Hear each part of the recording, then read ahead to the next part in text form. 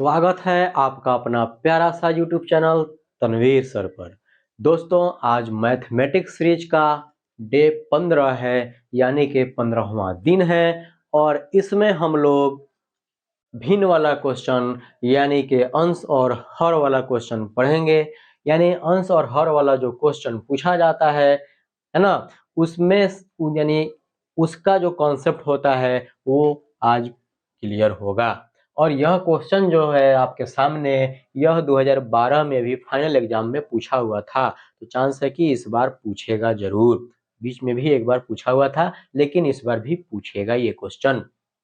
तो चलिए हम जो है इस क्वेश्चन के माध्यम से इस तरह के सारे क्वेश्चन का कॉन्सेप्ट क्लियर करते हैं। वीडियो भगाइएगा नहीं, बस 10 से 12 मिनट आप कंटिन्यू बने रहिए, तब जाके इस तरह के क्वेश्चन का कॉन्सेप्ट आपको क्लियर होगा। मैं पूरा कोशिश करता हूँ कि जो है आपको किसी भी तरह का परेशानी नहीं हो, प्यार से दुलार से आपको अच्छा से समझ में आ जाए, बस हमारी यही कोशिश रहती है ना। तो देखिए जरा सा क्वेश्चन क्या कहता है कि यदि किसी भिन्न के अंश और हर दोनों में 2 जोड़ दिया जाए, यानी कोई भिन्न है और भिन्न क्या है, हमेशा बट्टा में होता है, यानी x बटा वाई, तो यह एक भिन्न हो गया, भिन्न बराबर x बटा वाई ले सकते हैं, है ना। तो यह एक भिन्न हो गया। तो भिन्न के अंश और हर यानी कोई भी एक भिन्न है, उसका अंश और हर में दोनों में 2 जोड़ दिया जाए तो वह 9/11 हो जाती है। और यदि अंश और हर दोनों में एक बार फिर से कहता है, लेकिन इस बार कह रहा है 3 जोड़ने पर, तो 3 जोड़ दिया जाए तो वह 5/6 हो जाती है। 3 जोड़ने पे 5/6 और 2 जोड़ने पे 9/11 हो जाती है। तो वह भिन्न ज्ञात कीजिए। तो सबसे पहले हम इसमें क्या करेंगे कि अंश और हर को मान लेंगे। तो हम लिखेंगे यहाँ पर ये माना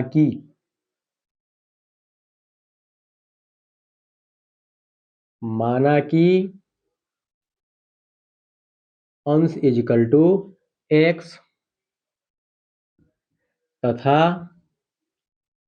हर इज इक्वल टू वाई है। इसलिए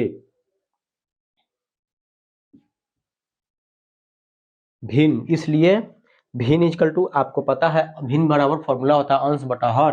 तो अंश बटा हर, अंश क्या है x बटा हर क्या है y, तो भिन्न बराबर x बटा y हो जाएगा। ध्यान दीजिए यहाँ पर हमने अंश और हर मान लिया है, यानी इस तरह का जो भी क्वेश्चन पूछेगा उसमें अंश और हर क्या किया जाएगा, पहले मान लिया जाएगा।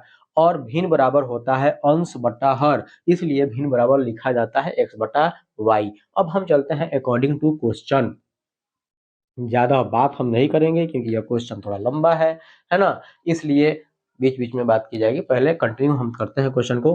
अकॉर्डिंग टू क्वेश्चन क्या कहता है, यदि किसी भिन्न के अंश और हर दोनों में 2 जोड़ दिया जाए, यानी अंश जो है इसमें x में भी 2 जोड़ दिया जाए और y में भी 2 जोड़ दिया जाए, है ना, तब वह क्या हो जाता है 9/11। तो पहले हम जोड़ते हैं, x में भी कह रहा है 2 जोड़ दिया जाए, यानी कि x प्लस 2 बटा y में भी कह रहा है 2 जोड़ दिया जाए, तो y में भी 2 जोड़ दिया जाए, तब यह क्या हो जाता है भाई, तो 9/11।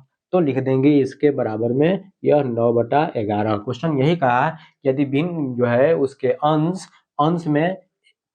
x में 2 जोड़ दिया जाए, तो x में 2 जोड़ दिया गया। फिर कहता है दोनों और हर में भी यानी हर y में भी 2 जोड़ दिया जाए, तो वह भिन्न क्या हो जाता है, किसके बराबर हो जाता है 9/11 के बराबर हो जाता है। यह हमने लिख दिया। अब यहाँ से आपको इक्वेशन निकलेगा, तो लीजिए इस तरह का जो सामने आता है, इसमें क्या किया जाता है भाई, क्रॉस पर मल्टीप्लिकेशन करते हैं, यानी तिरछा तिरछी गुना करते हैं। ऊपर का नीचे और नीचे का ऊपर, है ना, नीचे का ऊपर और ऊपर का नीचे के साथ में गुना किया जाता है। लेकिन आप इसमें कोई भी पहले से गुना कर सकते हैं, ये वाला भी पहले या ये वाला भी पहले। लेकिन एक बात याद रखिएगा, हमेशा पहले इस तरह का जब भी आए तो हमेशा पहले आप x वाला को गुना करके पहले लिखिएगा, क्योंकि जब इक्वेशन जो लिखा जाता है तो उसमें x प्लस वाई या x माइनस वाई ऐसे होता है, लिखा जाता है, x पहले लिखा जाता है, तो आपको बनाने में आसानी होती है, पलटना नहीं पड़ता है। तो इसमें भी पहले हम क्यों नहीं x वाला ही गुना कर लें, ताकि हमारे पास समीकरण में x ही पहले आ जाए। तो लीजिए यानी 11 से x प्लस 2 में क्या होगा, गुना होगा, यानी कि ऐसे 11 इंटू एक्स प्लस 2 हो जाएगा। इक्वल टू तो रहबे करेगा, इसमें अब ये गुना होगा, मतलब 9 में y प्लस 2 में, यानी 9 इंटू, सॉरी 9 नहीं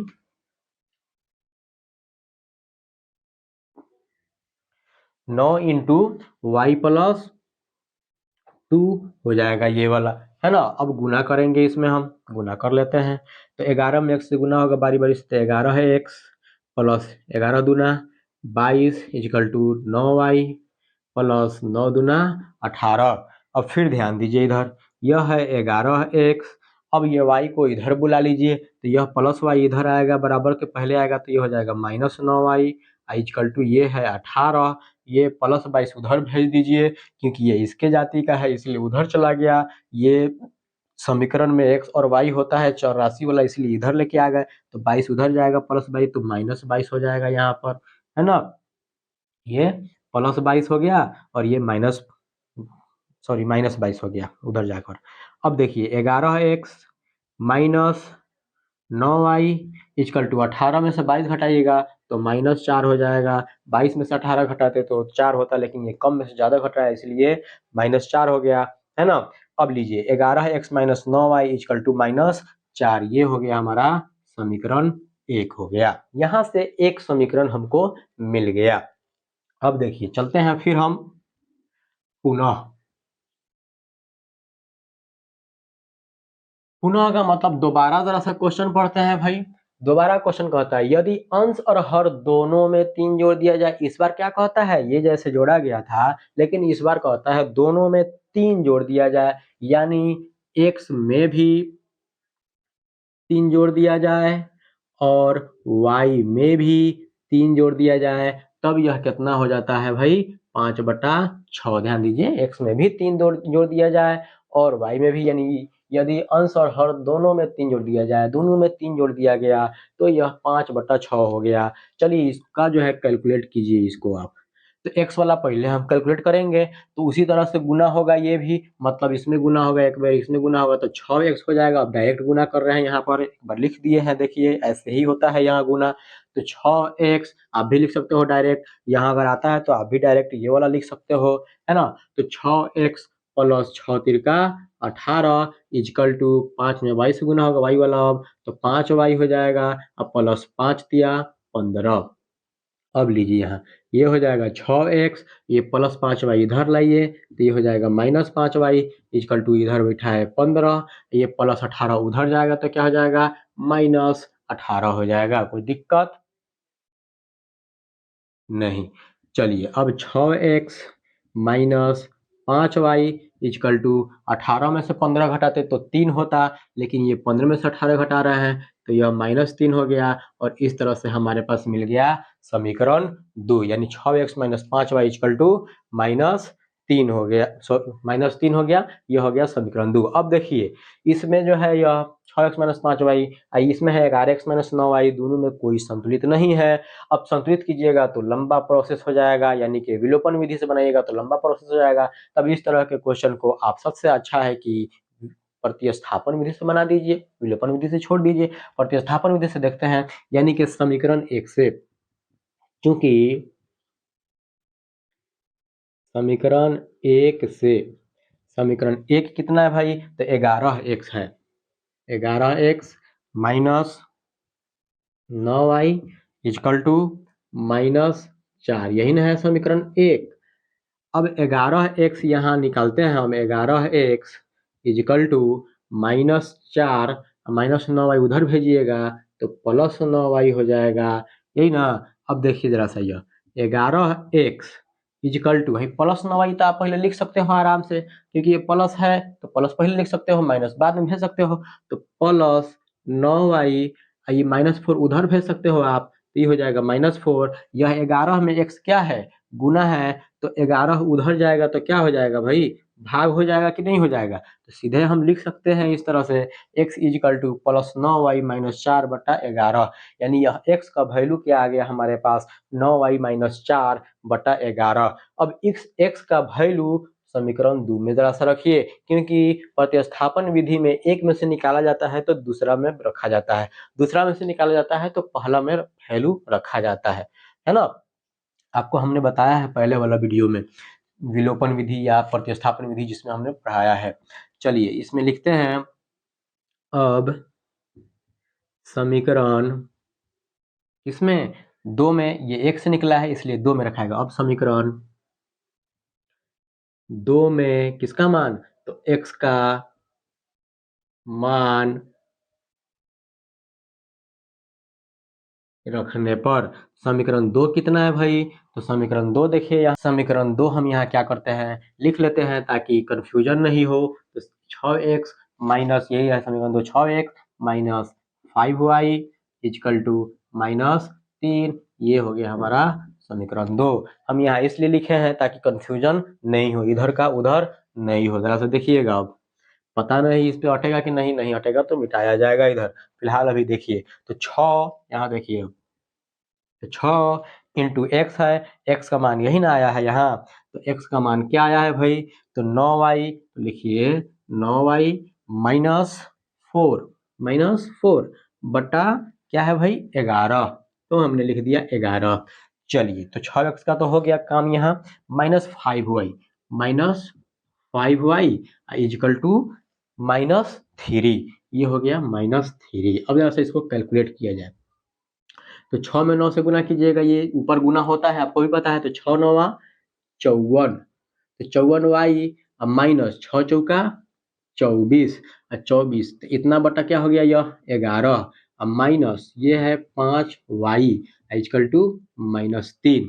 अब जरा से देखिए, तो इसका तो एलसीएम लिया जा सकता है बटा का घटाव करके, तो इसका एलसीएम, इसके नीचे 1 छुपा है, इसके नीचे 11 है, तो एलसीएम 11 हो जाएगा यहाँ सीधा सीधा। तो 11 से 11 ये कट जाएगा, तो मतलब ये ऊपर वाला जो रहा है वही आ जाएगा, 54y माइनस 24 है माइनस, तो 11 से डायरेक्ट अब गुना हो जाएगा, तो 11 पचे 55y इक्वल टू -3। अब देखिए जरा से यहाँ पर, ये 54y है, ये -55y है, तो 54 में से 55 घटाइएगा तो 55 में से 54 घटाते तो 1 आता, मतलब 1y, ये कम है ज्यादा घट रहा है, मतलब -y हो जाएगा, है ना। अब ये देखिए, ये -y हो गया, 54y में से 55y घटा, 55y में से 54y घटा लीजिए तो एगो y बच गया, मतलब -y, ये कम में ज्यादा घटा है। अब -24 इजकल टू, देखिए इजकल टू, क्योंकि ये क्रॉस मल्टीप्लिकेशन हो रहा है, इसके नीचे 1 छुपा है, तो ये गुना होता तो इतना ही रह जाता, और ये 11 में 3 से उधर जाके गुना हो जाएगा, तो 11 33 -33 हो जाएगा। अब लीजिए, ये -y इजकल टू -33, ये -24 उधर जाएगा तो +24 हो जाएगा, है ना। अब लीजिए, -y इजकल टू, ये 24 जो है पॉजिटिव है लेकिन कम है, और ये 33 माइनस है लेकिन ज़्यादा है, तो घटेगा तो -9 हो जाएगा, क्योंकि 33 में से 24 घटाइएगा तो 9 हो जाएगा। जोड़ के देख लीजिए, 9 4 13 के 3 हाथ में 1 और 2 और 1 3, तो माइनस, और ये माइनस कैंसिल, तो इसलिए y इक्वल टू क्या आ गया भाई, 9 आ गया। y का वैल्यू 9 आया है, अभी x का वैल्यू ये आया तो था, लेकिन x का वैल्यू आया है तो ये साथ में y वाला आया है, ये पूरी तरह से x का वैल्यू नहीं है, पूर्ण रूप से नहीं है, ये प्रोसेस में x का वैल्यू है। तो लिखेंगे हम, चूंकि x इजिकल टू जो आया है 9y -4 बटा 11, इतना हम लिखेंगे।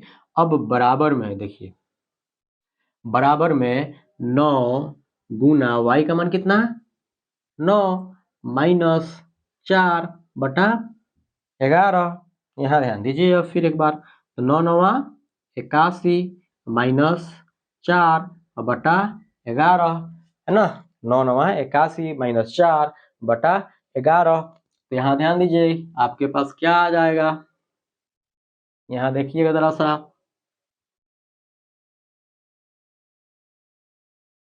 इक्यासी में से 4 घटाइएगा तो क्या हो जाएगा भाई, 77 होगा क्या, देखिएगा 11 में से 4 गया, 7 4 11, और ये बचा 7, हाँ 77 हो जाएगा। ये देखिए, अब ये क्या था, x का मान था, तो लिखेंगे हम x बराबर, ये 81 में से 4 घटाइए तो 77, अब बट्टा में नीचे क्या है भाई 11 है, और ये कटेगा 11 सते 77, इसलिए x बराबर क्या आ गया, 7 आ गया। अब x का वैल्यू पूर्ण रूप से आया यहाँ पर 7, और y का वैल्यू क्या आया है 9, इसलिए हम लिखेंगे, हमारा जो भिन्न बराबर था x बटा y, इसलिए लिखेंगे कि चूंकि भिन्न इजकल टू x बटा वाई था, इसलिए भिन्न इजकल टू x का वैल्यू 7 और y का वैल्यू क्या आया था, यहाँ देखिए 9, तो 9, इसलिए भिन्न बराबर 7/9 हमारा क्या हो जाएगा, आंसर हो जाएगा। मुझे लग रहा है कि यह अंश और हर वाला जो क्वेश्चन है भिन्न वाला, इसका कॉन्सेप्ट आपको क्लियर हो गया होगा और आपको बहुत अच्छा से समझ में आ गया होगा। और यदि आप मेरे चैनल पे नए हैं भाई, तो प्लीज इसको सब्सक्राइब करके बेल आइकन पे प्रेस कीजिएगा, ताकि नेक्स्ट वीडियो का, नेक्स्ट डे का जो है नोटिफिकेशन आपको मिल जाए और उसका भी क्वेश्चन आपसे मिस ना हो, है ना।